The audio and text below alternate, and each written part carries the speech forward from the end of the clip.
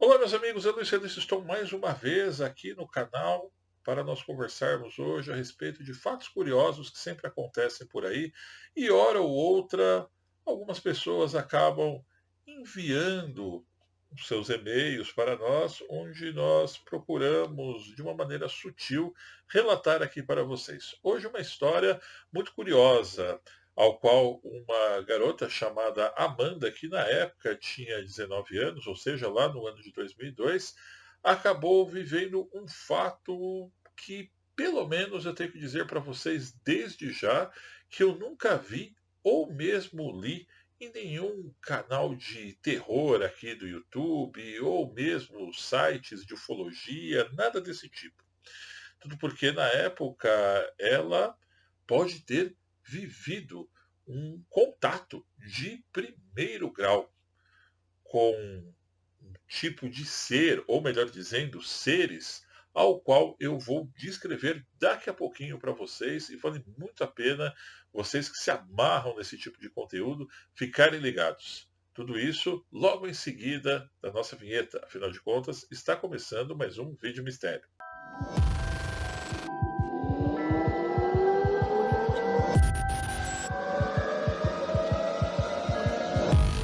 Bom, pessoal, como eu dizia lá no início do vídeo, hoje nós iremos contar o caso de um relato de uma moça que nos enviou aqui, chamada Amanda.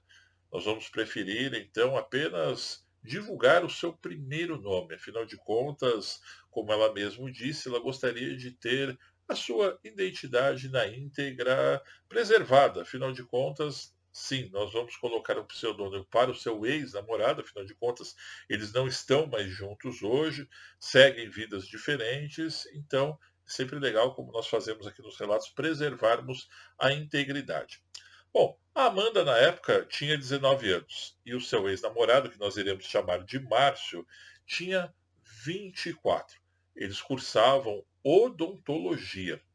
E é muito comum, como ela diz aqui, que a cidade de Serra Negra habitualmente recebe um tipo de excursão das faculdades de odonto no meio do ano, mais precisamente em junho e julho, para a disputa de jogos esportivos que eles chamam de interodonto.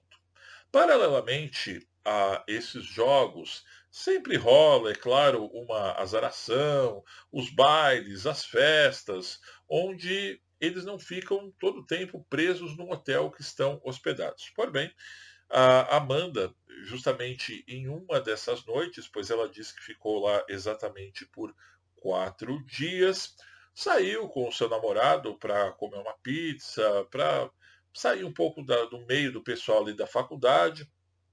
Eles dizem, é bem verdade, que tomaram uma cervejinha, mas quando estavam voltando para o hotel por volta de 2 horas da manhã, isso era mais ou menos ali o mês de julho do ano de 2002.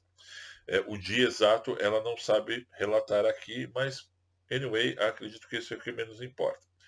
Ela disse que este hotel ao qual eles estavam hospedados com todo o grupo da faculdade ficava distante da cidade, como se fosse numa espécie de colina ali em Serra Negra. E tinha uma estrada de terra longa até chegar no destino final.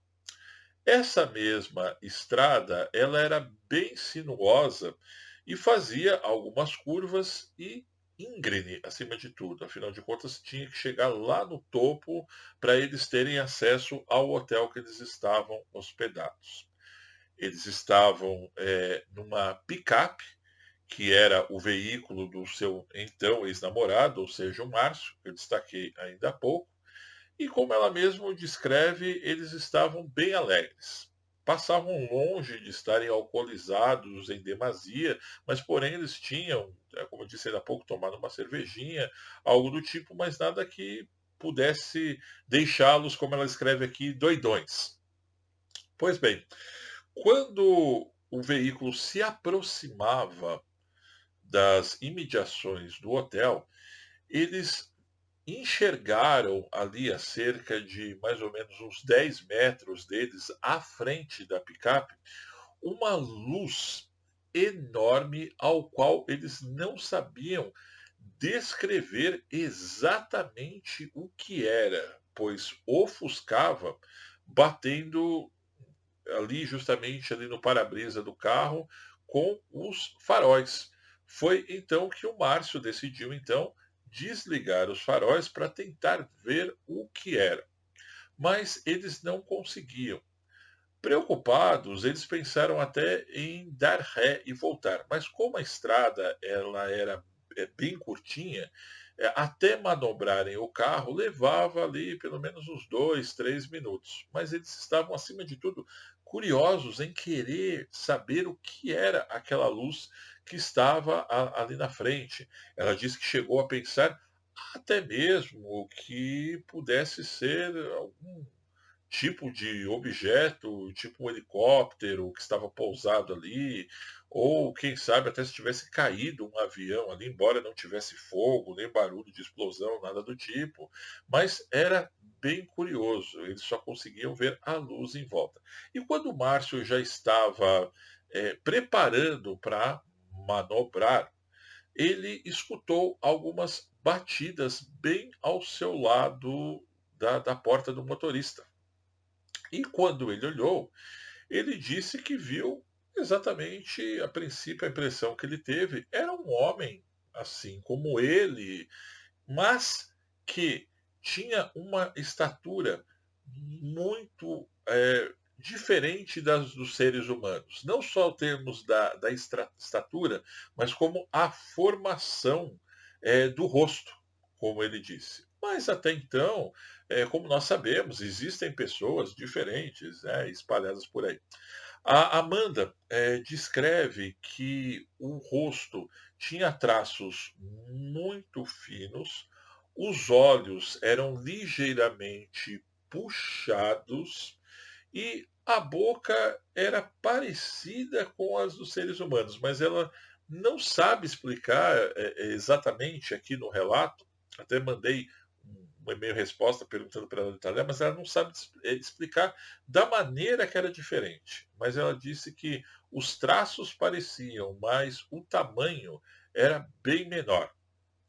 E o curioso é que este homem, que tinha aproximadamente mais de 2 metros de altura, como ela disse, e muito magro, ele se abaixou no carro e aí o Márcio baixou o vidro do motorista ali, como aquela qualquer reação, é alguém pedindo ajuda, talvez possa ser algum vigia, algo do tipo, comunicando que está acontecendo algo ali na frente. E para a surpresa deles, este ser que estava ali começou a conversar com eles, mas num tom normal e até mesmo fazendo algumas brincadeiras em relação ao que estava acontecendo ali. Só para vocês terem uma ideia, ela ainda relata que eles estranharam a princípio que ele tinha um sotaque diferente. Ela disse que era algo parecido quando você está conversando com alguém que fala portunhol. Mas na hora ali, e tomados da curiosidade, eles nem perceberam muito isso. E esse ser que estava ali conversando com eles tinha também uma roupa diferenciada. É como se fosse um macacão todo branco e elástico. E ele começou a falar coisas, por exemplo, do tipo: puxa vida, vocês vêm sempre aqui, puxa, que belo casal que vocês formam. Algo como se ele estivesse ali tentando puxar a conversa para distraí-los a respeito do que estava acontecendo ali na frente. Aí, quando de fato eles não deram muita atenção, a Amanda simplesmente perguntou para ele, né, está acontecendo, o que é aquilo ali na frente, o que está acontecendo?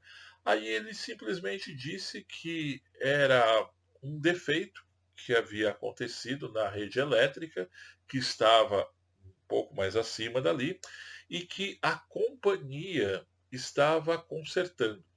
Mas lembra que eu falei para vocês ainda há pouco que eles dizem que esse ser apresentava uma espécie de um dialeto, sotaque diferente, ela também estranhou outra coisa. Além de ser diferente, era meio antiquado.